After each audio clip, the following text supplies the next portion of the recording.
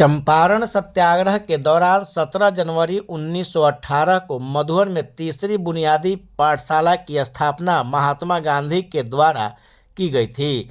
स्थापना के 107 साल बीतने के बाद भी मधुबन में पाठशाला की स्थापना दिवस नहीं मनाया जाना दुर्भाग्यपूर्ण है। महात्मा गांधी के नाम पर राजनीति करने वाले सामाजिक व राजनीतिक संगठन गांधी जी के महत्वपूर्ण कृति को कैसे भूल गए, यह कहना बड़ा मुश्किल है। पूरी दुनिया वर्तमान समय में गांधी जी के सत्याग्रह से वैश्विक समस्या के समाधान करने की कवायद करती है।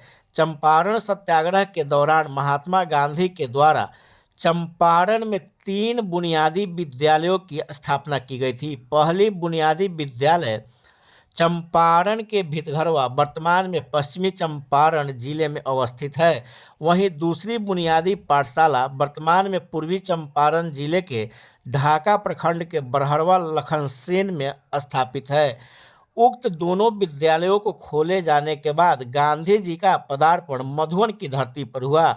उन्होंने मधुबन के प्रमुख व्यवसायी घनश्याम दास केडिया के बेड़ी खाने में मधुबन में स्वतंत्रता संग्राम का अलख जगाने के साथ ही शिक्षा के अलख को जगाने व स्वावलंबन की बुनियाद डालने के लिए तीसरी पाठशाला की स्थापना की। उक्त पाठशाला में आचार्य जेबी कृपलानी समेत देश के प्रमुख विद्वानों ने अपना शिक्षा दान किया था। उक्त विद्यालय 1925 ईस्वी तक चलने के बाद बंद हो गया, जिसकी खोजबीन आगामी वर्षों में नहीं की गई।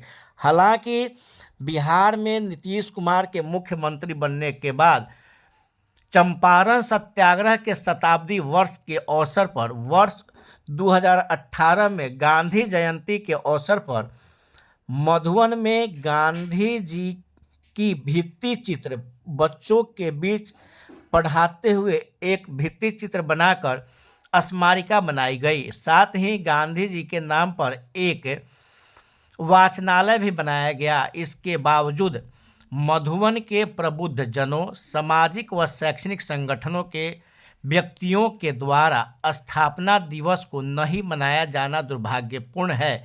इतिहास की बात करने वाले लोग ऐतिहासिक घटनाओं को जरूर याद रखते हैं, लेकिन चंपारण सत्याग्रह के नायक महात्मा गांधी के अमूल्य कृति को भूल जाना ही दुर्भाग्यपूर्ण है।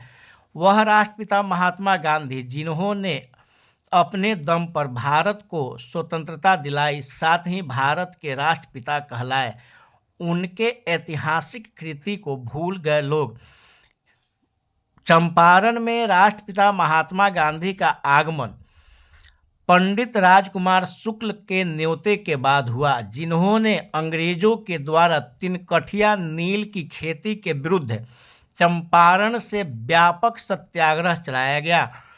गांधी की आत्मकथा सत्य के प्रयोग में नील के दाग अध्याय में चंपारण में अंग्रेजों के द्वारा दमनकारी नील की खेती का विस्तार पूर्वक वर्णन किया गया है। साथ ही इन्होंने चंपारण प्रवास के दौरान किसानों से वार्ता की, इसका एक विस्तृत रिपोर्ट तैयार किया। साथ ही इसके बाद वे इसकी रिपोर्ट तत्कालीन ब्रिटिश सरकार के समक्ष प्रस्तुत किया था, जिसके बाद ब्रिटिश सरकार ने नीलहा कानून वापस ले लिया था।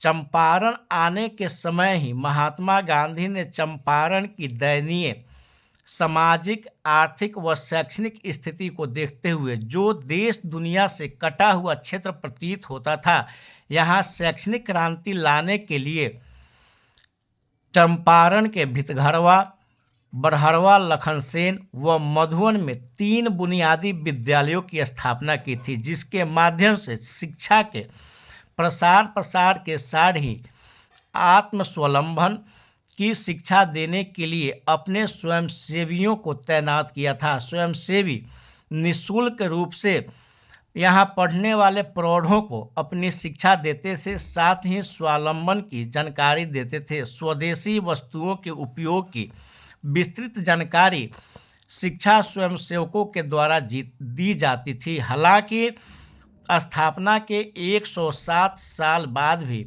मधुबन में स्थापित चंपारण की तीसरी बुनियादी विद्यालय के स्थापना दिवस को याद नहीं किया जाना केवल राजनीतिक सामाजिक संगठनों की ही भूल नहीं है, यह वर्तमान सरकार के शिक्षा विभाग की भी महत्वपूर्ण भूल है। कम से कम शिक्षा विभाग को इस अवसर पर मधुबन समेत चंपारण में एक बड़ा आयोजन किया जाना चाहिए था। हालांकि वर्तमान समय में गांधी की प्रासंगिकता आज भी कायम है, जैसे स्वतंत्रता संग्राम के समय कायम थी, और शिक्षा विभाग को गांधी के विचारों से वर्तमान समय की युवा पीढ़ी व शिक्षकों को अवगत कराने के लिए मधुबन में कम से कम एक विचार गोष्ठी का आयोजन कराना लाजमी था। हालांकि इसकी याद शिक्षा विभाग के महकमे को नहीं रही।